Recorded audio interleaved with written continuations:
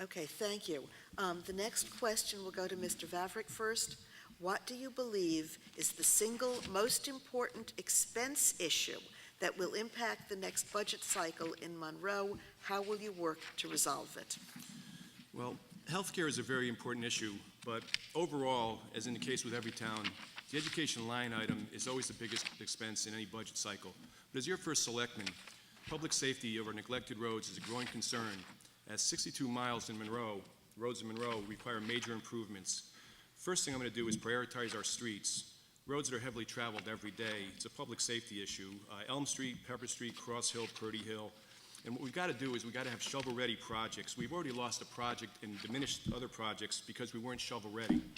I'll work with our state delegation in investigating state funds and national funding and other options that may include bonding due to years of neglect.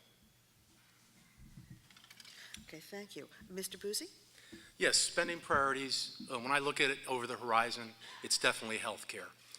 Healthcare is sucking the life out of any budget initiative we have in this town. It's causing us to lose teachers, it's causing us not to be able to pave our roads, and it's causing us all kinds of difficulties in terms of trying to get things done. Over the last 6 months, I've worked diligently with our HR director to try to change that. And on the 1st of November, we're going to change the healthcare cost paradigm in this town.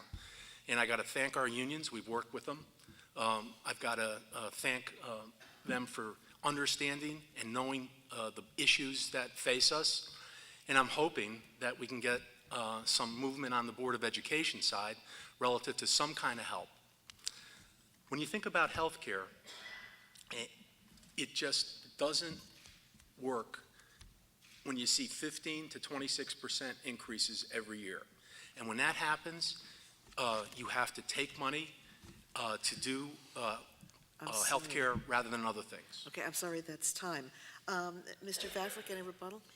I do know that our Board of Education has started the process moving toward a cost-effective benefit plans, which they implemented with a health reimbursement program last year on a volunteer basis. Unfortunately, the current carrier did not implement benefits correctly, and the participation did not reach the levels that were expected.